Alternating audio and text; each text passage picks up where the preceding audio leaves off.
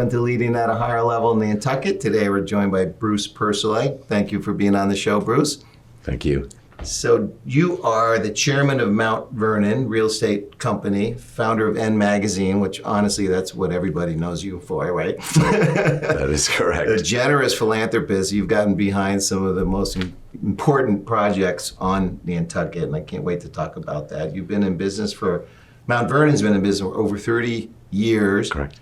1,600 apartments, give or take, 5 hotels. That's about right. Yeah, that's great. So given all that and all the things that you've done for Nantucket, two-part question. What's your Nantucket story? And also, what are you most proud of that you've done here on Nantucket? I started coming here when I was very young. Yeah. I think about 5 years old, and my parents started to take us here. Yeah. And when I got older, I decided, this is a place I want to hang out. Yeah. So I bought a small house on Pleasant Street and renovated it and sold it and bought another home, which is my home now. And I was married here. We had our kids born here. My driver's license says Nantucket, so this is my home. Yeah, that's great. That's great. So some of the projects that you've been behind, the Nantucket Whaling Museum, the Cottage Hospital, are you most proud of what you accomplished with the Cottage Hospital, or? Well, they're very different. Right. The Whaling Museum at the time was probably the most important building on the island. It certainly generates the most foot traffic. Right. And it was a building that was tired, and for whatever reason, the board had a little bit of difficulty moving it forward and asked me if I would get involved, thinking that it was going to be a torturous request. Mm-hmm. And I lit up like a Christmas tree. I said, I would love to do that. And so we worked with the architect and the builder and put together something that I think we're all very, very proud of, and it has stood the test of time. And that's for sure. The current leadership, James Russell, has amped it up a bit. Mm-hmm. But it's a fun place to be. It's a fun place to learn. I describe to people, it's not museum-y. No, it not is. At all. It's entertaining. Yeah. And we were on time, on budget, and we're thrilled with the outcome. Well, that it's true. It is a great place, and I love to see people, around town with their little stickers on, and they just have a big smile on their face. So it all started there for their visit and their experience here. So talking about the hospital, so walk us through, when you jumped in and when you got involved and how the fundraising kind of amped up after you did. Well, I'll certainly have to condense this story because this went on for over 3.5 years. Right. The hospital needed to be replaced. We have a similar situation. Right. A little more critical. Yeah. We have a animal hospital that was twice as nice as the human hospital. And every major facility on this island, from the police department to the Dreamland to the museum, had all been redone, and we had a hospital that was woefully inadequate. Yeah. So there was no question we needed a new one. The question is, how do you pay for it? Right. And building a 100,000 square foot facility 30 miles out to sea with specialized construction, specialized equipment, it's no small undertaking, and you pay a big premium for it. So the issue became, how do you extract this amount of money out of this smaller population? And the goal was to pay for it 100%. Mm-hmm. We did not want to have debt. We did not want to burden the operations with debt. So I had been involved on the board, and there were various observations that I had made as to how we were going to get this done. And my wife and I decided that this was something we really wanted to back in a big way. Mm-hmm. So we decided to step up with a fairly significant donation. And that was the tipping point. Up to that point, the fundraising was very slow. It was it just had no momentum. But when you write your own check and you step up, all of a sudden it changed the dynamic overnight. So we were then in a position where we weren't afraid to ask anyone for anything because we kind of took the lead. Sure. And if ever you need to raise $120 million, this is the place to do it. This is pretty. This was a pretty well-stocked pond, and my wife and I are quite social, and we know a lot of people, and we met a lot of people. But the message was very clear. The dreamland, as lovely as it is, will never save your life. Right. It'll never save the life of your children. And this hospital is an absolutely essential part of life on this island. It is. No matter how big your Gulfstream jet is, when the weather is wrong, you cannot get off the island. Right. And there was a perception among a lot of kind of type A people on this island who can control their world at every level that, hey, no problem, I can get out of here. Yeah. And I would sit down with them and I said, that's great. I said, do you have a defibrillator on your plane? Do you have oxygen on your plane? Do you have enough ceiling height so someone can do CPR properly on your plane? Do you have meds on the plane? Does the plane land close enough to the hospital you're going to that if you have a stroke or you have a heart attack, that there's enough time? And all of a sudden, the light would go off. Right. And not that everyone who we went to had a plane, but clearly, in any fundraising effort, 80% of the money comes from 20% of the people. Right. And that is pretty much the formula here. So while it was an incredibly broad fundraising effort, we needed large donors. And the message is of pure self-interest beyond doing something nice for the island. Yeah. This is for you, the donor, because someday you never know when you may need this. Or your loved ones. Yeah, exactly. That's good. Well, what a job you did. Well, it was a journey. Yeah. And we had almost 2,000 individual gifts. Yeah. The island really stepped up. It was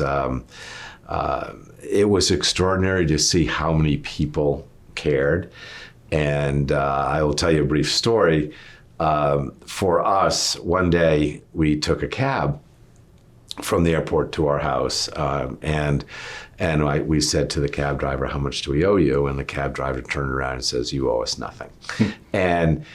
and we have gotten more gestures from people on this island, letters from people we don't know, occasional gifts, people at the baggage department at the airport. This island appreciated this effort in a big way, and I will tell you, those things are the moments where I would turn to my wife and say, we did the right thing. This is the payoff for what we did. Well, it seems to me that the properties you invest in, and I think N Magazine, you could have the same line of thinking, but it seems like you approach things and then you want to make them better. And you certainly did that for the whole island with the new hospital. It will have a generational impact. And look, I didn't do it myself. I mean, we had a team at the hospital, and I relied on a lot of friends who knew people, and we networked this in a very, very big way. So this clearly was a team effort, and it is the largest fundraising effort like this for a community hospital in America. Yeah. And I don't see a lot of people replicating this. This was pretty extraordinary. So all of Nantucket deserves a round of applause. Stepped up. I'm amazed, just having been in there as a a patient, I guess, or a customer, if you Yeah. will. Just the impact it's had on the workforce, the culture there. People are kind of psyched to go to work. You can feel it. Look, It's a physical great space. environments Yeah. affect your behavior. And when you walked into this hospital before, you could have had the best doctors in the world, but you walked in and you were a little leery as to what's going on here. Yeah. And especially for first-time visitors, Right. they go, Yeah. gulp. Yeah. So we mean business now. Yeah. And you walk into the surgical suites and the nursing station and various parts of this hospital, and it feels no different from a major urban medical center. I mean, it is sophisticated. Yeah. So I think it ups everybody's game. Yeah, it really does. I hope that has a good effect on attracting talent to the hospital. I think it will. It will. Yeah. It will. And it also gives people the confidence to do elective procedures there. I Right. mean, there's certain procedures that you're much better off doing them here than you are at home, and you do them a lot quicker. Yeah. And Less stress. There's Yeah. less stress. Our infection rate is a fraction of urban hospitals. You can get in and out quickly. Yeah. So it's a much different environment, and I have chosen to use this for certain things that I'm much more comfortable doing here than going to a big hospital. So you're involved in a lot of things, obviously leading the charge at philanthropy for the hospital. You've got N Magazine, you've got Mount Vernon Real Estate. So how do you set the vision for your organizations and the projects that you're involved in? It isn't deliberate as much as it is intuitive. I like to do things that move the needle, and I like to do things that are forward-thinking and perhaps have never been done before. If we don't meet those standards, we generally don't do it. So every building we do is cutting edge in some way. And we kind of create themes to buildings. We have a new one called the Art House, and it's an art-themed building in a part of Boston where there are a lot of artists, and we are going to celebrate that in the building. Nice. And physically, the building will be stunning. And we're next to a building that someone else built, and it's a box. Right. And I sit there and I go, how do you just do that and drive by it and not cringe? We need to drive by our buildings and go, wow. Yeah. And I'd like to live there, or I could see yeah, myself or there. and another one of our criteria is we need to build buildings that improve the neighborhoods. And so we raise the bar, and it raises everyone else's performance. So every building we do is unique and innovative in some way. And innovation doesn't usually cost a lot more, Right. but it yields a tremendous payout. We did a building, and it was the greenest building in Boston at the time. And there was a certain premium. Sure. But the performance of the building from a tenant standpoint was spectacular. And our buildings lease very, very quickly. We have higher tenant retention. We have higher rents. And so it's a win-win. And at the end of the day, we're proud of what we do. So that's kind of what the vision is. Yeah. And we don't do average things. I don't want to, I don't have any interest in doing something just to do it. Yeah. I want to do something that leaves a mark. And, N Magazine, kind of the same thing. When we started N Magazine, there were 5 magazines on this island. Really? Wow. And they were all kind of, cookie cutter magazines. They all had pictures of hydrangeas on the cover, and maybe they were different colors, Right. but and we said that's not what we're going to do. And we said, what's the most fascinating aspect of this island? Well, it's physically beautiful, but what a collection of people. Right. And we have an array of human talent on this island that I don't think gathers anywhere. And so we never run out. And so we said, let's make people the theme of it within this beautiful environment. Right. And it has resonated in a very Certainly. big way. And I think it's not outrageous to say that this magazine is part of the glue of this island. Oh, definitely. People look forward to it coming out. they look forward to it coming out, and it helps them connect with people. They go, I know this guy, or I'd like to meet this person, or wow, I didn't know he or she was on this island. And it is what is unique about Nantucket.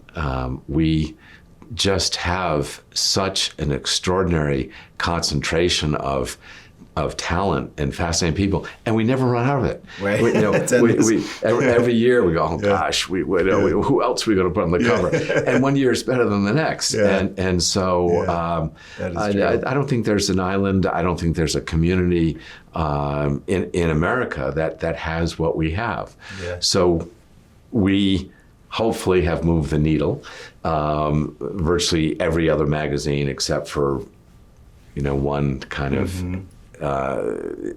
maybe one and a half, I'd say, is still there. Right. And our readership is probably 5 times bigger than the next closest publication. Well, what's it like to, a key element to leading at a higher level is how you treat your people. So, and I'm sensing that Mount Vernon, your employees there, and the N magazine is probably very similar working for you. Yeah. But what's it like working for you, and what's the culture like? So I do get asked sometimes, I appear to do a lot of things, and people say, well, how do you do all these things? The most demanding of which is a 5-year-old and a 6-year-old, which is my and my wife's key talent. That's our toughest job, and the way I can be most productive is by giving people autonomy. So I pick people who are self-starters, who like autonomy. Some people need to be led constantly, and that's fine, but it's not fine for the way I do things. And they learn how I think, and they learn the standards, and there's only one standard. That's the best. Everything else is, number 2 ain't for us. So and then I give them the ball and they run with it. And I am very involved with that magazine, largely because I love it. It's just, I sit at the kitchen table at night and edit and, do this, that, and the other. And so it's a labor of love. But we've got a great team. Rob Cacuzo is my right hand, and he leads the charge with me kind of, breathing down his neck a little bit. But he does a great job, and the whole staff is the same way. And so people, it's the Bill Belichick line, you do your job. Right. And my office does the same thing. I'm here for 3 months in the summer, and we have a fairly large operation in Boston, and it runs. So getting people who enjoy responsibility, who are not afraid to ask questions, but who like to lead and like to lead themselves, is the culture. And it is the best way to leverage your time versus having to micromanage what every single person does at any given time.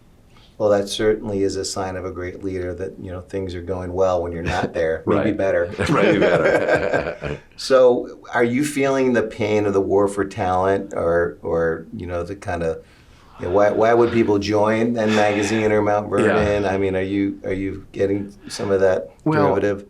I wouldn't want to lose key people because replacing key people is very difficult. Right. And it's funny at the middle level. It's very difficult right now. The economy, the middle manager level. The economy in Boston is booming, and there's a lot of poaching of back and forth. Right.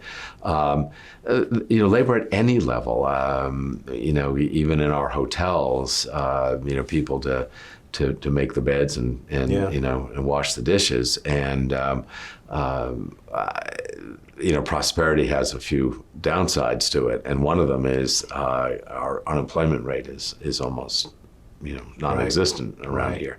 So the key is to make people really want to be where they are, so they don't look elsewhere. Right. And that's a combination of creating the right work environment. It's compensating them well, and people get a real charge out of being proud of the enterprise in which they are affiliated. True.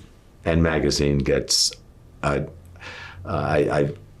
said this before. I could invent cold fusion and the cure for cancer, and people would introduce me as the guy that owns N Magazine. People love N Magazine, so it's fun to be a part of something people love. Yeah. And at home, our buildings win awards, and our tenants love them, and people say wow when they look at them. So that's you can't buy groceries with it, but that's part of the compensation of working somewhere. You want to be proud of the brand that you're standing for. You don't want to have to turn your head and mumble where you work. It is a reflection on the people who work for us, that they work for an organization that people respect and admire. And I think that's really important. Well, you're living proof in your businesses that service starts inside out. So how do you treat your customers? Are there some good examples? Very well. Yeah, it sounds like it, just being part of one of your apartments or buildings. Your customers sound happy, but are there some things that come to mind that you do differently than the competition? Yes. Maybe at the hotels, maybe at M Magazine, maybe at Mount Vernon, that your customers are like, wow. Yeah, we kind of kill them with kindness. We overdo it because you don't have that many situations where a customer is wildly unhappy. But when they are, we use that as an opportunity to improve our brand. So if a tenant has a bad experience, we will A, solve the problem, B, deliver flowers or a gift certificate for a restaurant or whatever. We will overdo it. Yep. So at the end of the day, they say, you know what, the fact that I had a leak in my ceiling, and at 2 a.m. and I overslept and it ruined my whole day. That was a lousy thing. However, the way you guys handled it told me a lot about who you are. And that person then tells another person who tells another person. The importance of good service and treating people well now, from a business standpoint, is far more impactful than it used to be, because viral media is far more influential than any ad, than any piece of media that you can buy, because it spreads. And it's real. If you run an ad and tell people how great you are, it's not real. Right. And it doesn't carry the same weight. So people who do not understand the importance of viral media really can hurt themselves. And that's not why we do it, but we treat people well because it's just part of who we are. But it comes back to us in bigger ways than than one would initially expect. So shifting back to you, so that I get a really good sense of the businesses you operate and the projects that you lead. But coming back to you, who are some key people in your life? Like, who are the influencers in your life that had big impact on you, help shape who Bruce is, or shape you as a leader? Look, everyone is highly influenced by their parents, for better or for worse. And but my father taught me about standards and honesty. He was very creative, and he was incredibly handy. He could build anything, but he was creative. He built his own machines to build things, and his own. We had a basement filled with handmade machinery that he would use to make things, and so I say to my kids when I said, when they have a problem, I said, come on, think that through. And then they figure out, I go, that's using the old bean. And which is not, it's kind of an old fashioned expression. When you hear it. And so when one of them comes up to me and he said, Daddy, look what I did. I did this to fix this. He goes, that was using the old bean, right? and so I learned, I think, a sense of creativity and how to think outside the box from him. And I've had the chance to be around a lot of great people. There are people on this island who I consider, there's one or two people I consider mentors here. I have a few of them in Boston, and these are older people who are, and when I have a particular problem, I'll pick up the phone and say, I need your advice on something. Yeah, nice. So I do have a really good network, and I'm very collaborative. I am not afraid to ask 10 people what they think of something of the same thing and get a consensus. But I definitely do have a few people that I rely on. That's good. What about key events in your life, like from childhood, school years, or from your career? Oddly enough, the biggest event I think came from my father in a what would appear to be a negative way. We had a old, fairly large family textile business that was founded in the turn of the century. And New England doesn't have any of those anymore. And it happened to have gone under when I was about 12. And it was an eye-opener. And to see this big enterprise and this kind of safety net disappear. And it just snapped me into focus in a real big way. It changed my whole outlook. And I really think had that not happened, I would be a different person. And and my kids live in a kind of a bubble of prosperity, and they live without adversity. And I think about what a gift in a funny way that was for me. And I don't plan on replicating that for them, but I do. Branches grow strong when the snow comes and tests them, and trees that are not subject to adverse weather conditions become weak. And it's the same with humanity. And if you are not tested, you really don't know what you're made of, and there's no telling how you're going to do if something bad happens. So that was a huge moment for me, and it's one I think about: how do I give my children that experience without causing the undue harm that it would do if I were to induce it. In any event, that would be the most important moment. Well, probably, work ethic, right? You teach your kids that, even though they sound quite young, but we all struggle the same way, because you want the best for your kids. You do. We all went through some adversity in our lives, and you're like, I hope they don't go through that. Right. So what can I do to toughen them up? It's there's a line that I heard once.